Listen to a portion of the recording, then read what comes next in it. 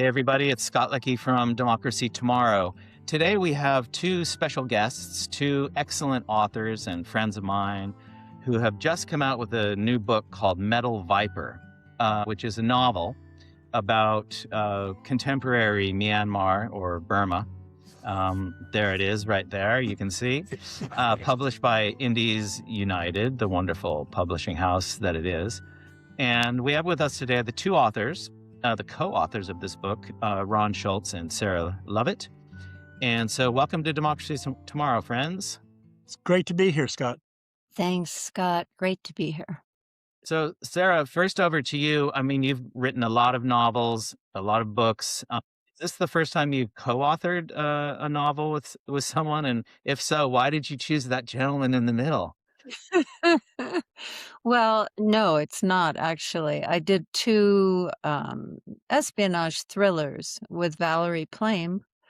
That was my first fiction collaboration, and those are spy books. So, and Valerie was a CIA knock with non-official cover, and she was outed during the Bush administration. So that was my first experience with collaboration, and many agents and many publishers and many people in the mix. So coming back to work with Ron now in collaboration has been fun. It's been very fun. So we're old friends.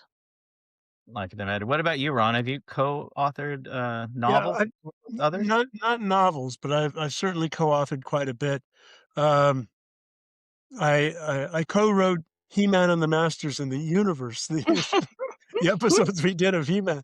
But no, I prefer working in collaboration, but I will say that this collaboration with Sarah has been the best. We get along, we laugh, we know how to get down to work. I respect her, and hopefully she respects me as well.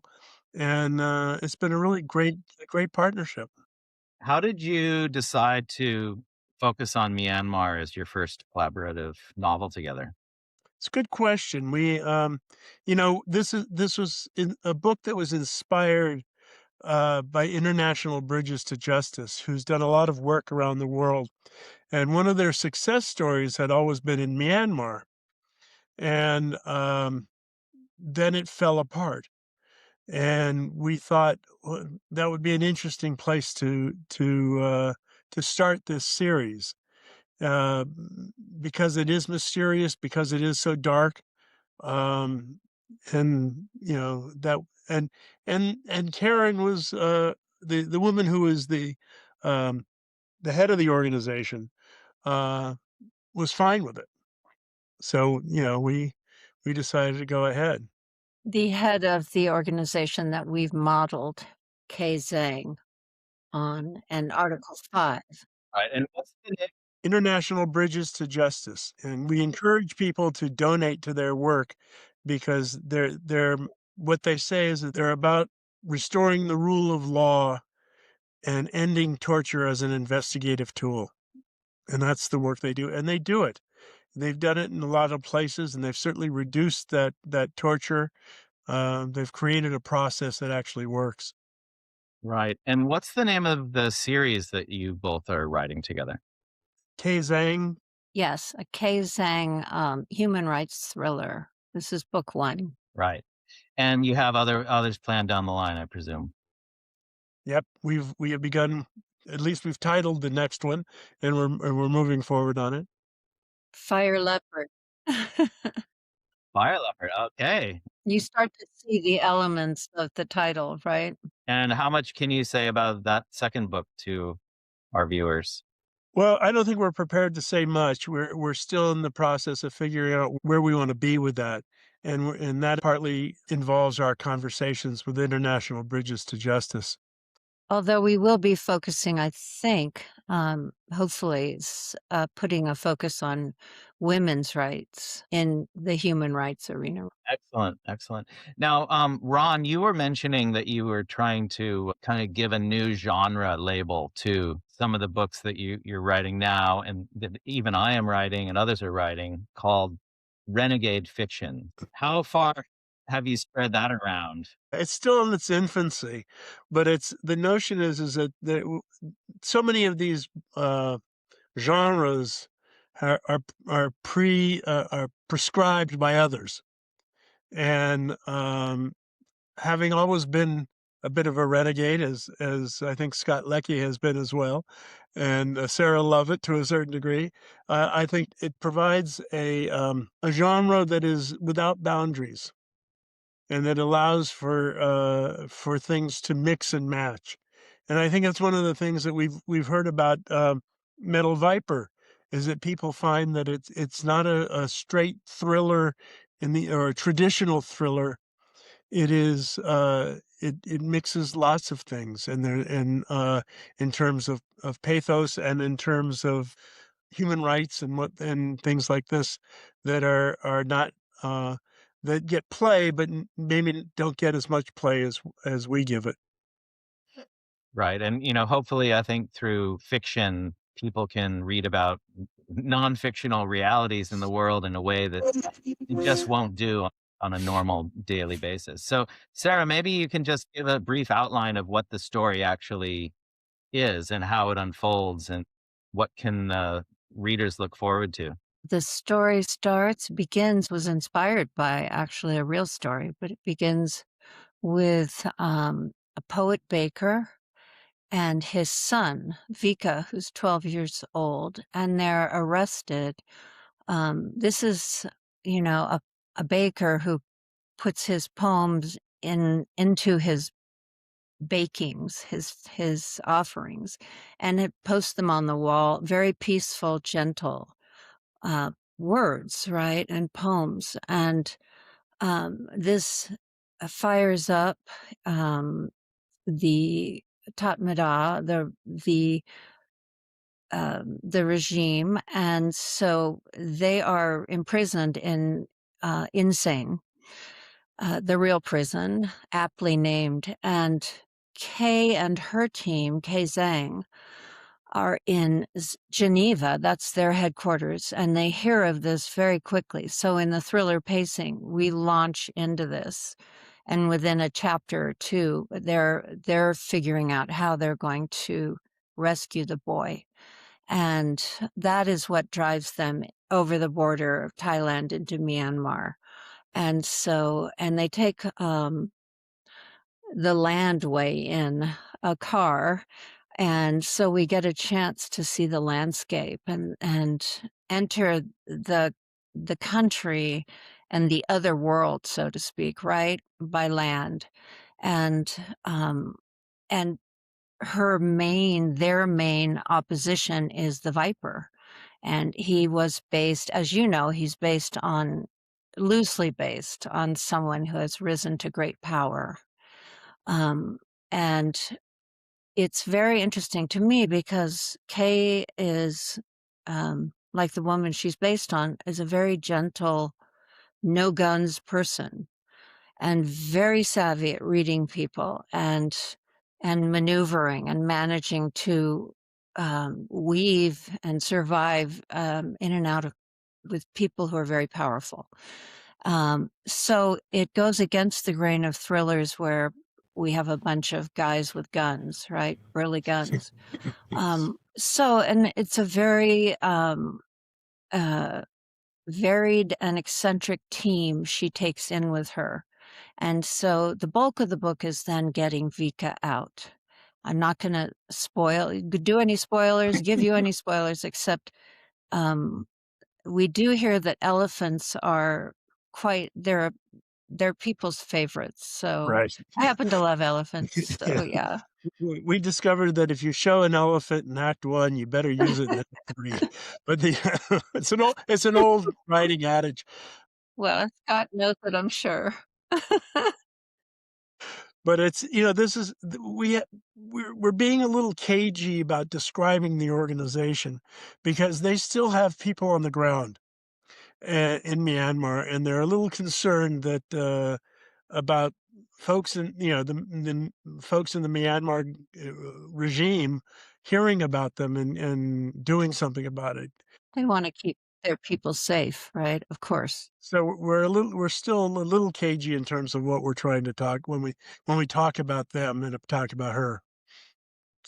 And that's changed, Scott. It's been an interesting challenge, one of those things, because the news we get from Geneva can shift, right? Depending on what's going on in a country or with, a certain operation they're undertaking somewhere. So we have to be flexible in our writing, be able to change lanes a little bit. Sure. And for viewers that aren't aware, Burma, Myanmar got independence in 1948. They had a semblance of democracy until 1962, and then they had a full-scale military dictatorship from 1962 to 2011. Then they had this brief window of partial democracy from 2011 till 2021, at which point the current regime in power, the military again, pulled off a military coup after getting wiped out again in the latest election. And they maintain complete and total control today, except for those parts of the country which are under the control of one or another of the many, many, many ethnic armed groups and other uh, guerrilla units, basically, non state actors who control territory in an increasingly large part of the country. So it is as unstable as can be. It's a situation of all out civil war. It's countless. It's not side A versus side B. It's side, 135 versus 135. It's just a constant, uh, hodgepodge of battles and skirmishes and air war, land war, sea war, everything. Yeah, it's a tremendous amount of suffering. It really is a tremendous amount of suffering that they've put themselves through. And we see this in the number of people who are killed. We see this in the number of people who are displaced. We're seeing this throughout the country, and it's really awful. I mean, and of course, parallels to other authoritarian governments are easy to make. And we did to a certain degree because they're relevant. And so what we've discovered with this book is there's not only an immediacy to the story, but there's a relevancy to what the story is about, and how people and governments think they have the right to treat people. And this is really, and it as in our story, it begins with the intelligentsia. It begins with the writers. It begins with the poets, which makes me nuts. Because how do a poet is, how does that happen? That a poet And could a be, baker. and a baker could be that, it could be that worried. Although I will say that one of the wonderful things about Vika's father as a poet is, in order to get his poems out, he wraps his daily bread that he sells to his customers in the poems, and which I think is a great way of distributing poetry. And one thing we left out was this happens fairly early. Vika writes a poem himself about the experiences, and that poem goes viral. And that enrages those in power, that this 12-year-old boy can have a platform around the world. And I do think I find it fascinating. Um, one of the things in research too, we found, and this is true, I think, in, many, many places, the children of those in power often lead a life in Europe or, somewhere in the kind of jet set world, right? And they, in certain cases, they were trying to influence those high up in the regime to ease off some because they were getting rejected by, some of their peers.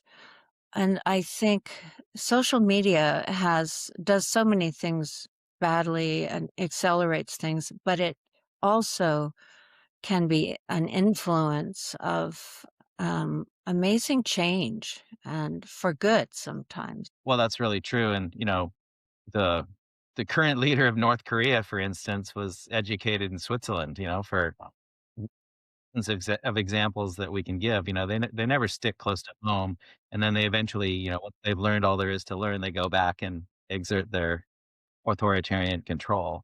And I think one of the things about the book that was, really excellent, among many things, is that it really shows in a, minute, minute by minute way what life is like when you live in under a dictatorship, in a non-democratic, authoritarian-led regime. It's not just this nebulous concept. It affects kind of every minute of your day in one way or another, and it culminates in basically the phrase, "Oh no, I can't call anyone for assistance because there's no one to call."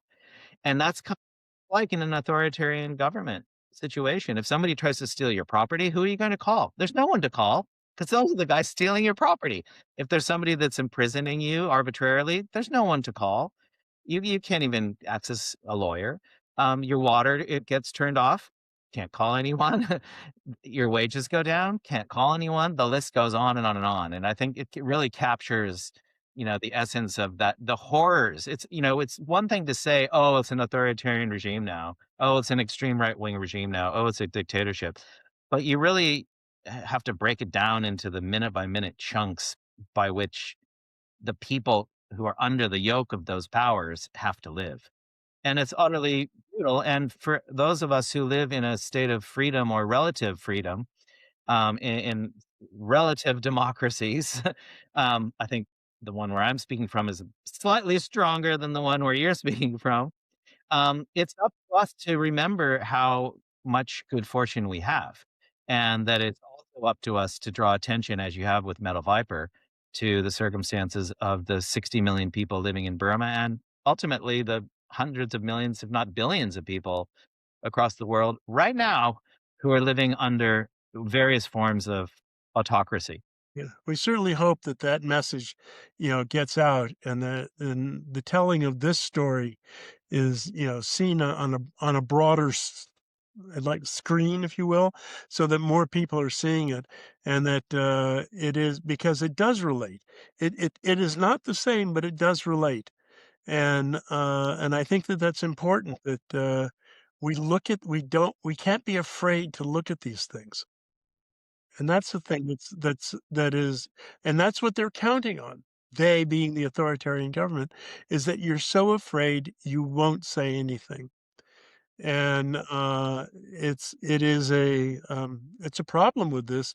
It's like not being able to call anybody.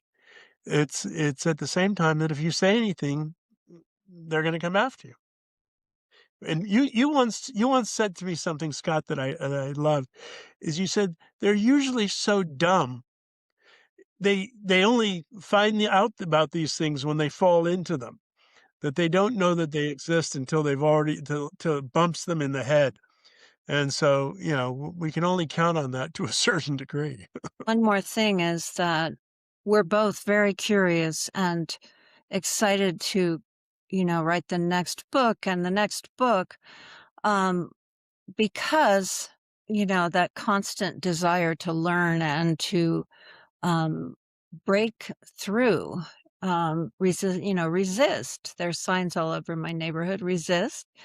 And, but what we've also done, I worked with an author on Myanmar, on, the conflict in Myanmar, and that was one of the hardest things I ever worked on. And that was nonfiction. So I'll say with this, one of the joys is putting it in thriller form. It's kind of that spoonful of sugar or whatever you want to say, because we can take care of the reader and make it a fun read. And I think the heart comes out. I think the heart of the characters and the humanity of the characters, really comes forward. These are not cardboard figures, they're not cutouts, these are real people who are involved in, fairly awful situations, but they respond as people. And that's what Sarah and I have really tried to do, is to make them as believable as possible and the story as thrilling as possible. It is a page turner. I mean, it is that, but at the same time, it's filled with heart, and that's what Sarah and I bring to the table. Absolutely. And I can attest to the fact that, any interested reader can relate to pretty much every character from a personal perspective, right? So you can see, I mean, the way you capture the essence of evil and the bad guys, so to speak, is crystal clear. But even more so, the side of compassion and just basic humanity and care by many of the protagonists. For just as a little final message to those people out there who don't read that much anymore, what is it about Metal Viper that might get them back into reading? What do you think? It's fun. It's Yeah, it love, it's fun, it's a work of love, and, but also exciting and fun yeah, and cinematic. So, yeah, yeah. and great It characters. If you like you were saying, Scott, I love team I watch series that are team series. I love characters, so and we have that. So, yeah, and yeah. a little We have magic. we have a great team and always a little magic. Always a little magical realism has to sneak in there and and come forward because it you never know what's going to emerge.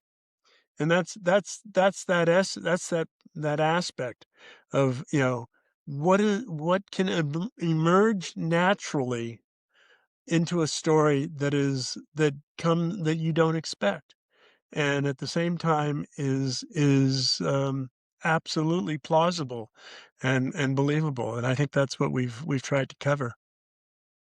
Yeah. Absolutely. So, where can people find Metal Viper nowadays? Well, you can always find it at Amazon.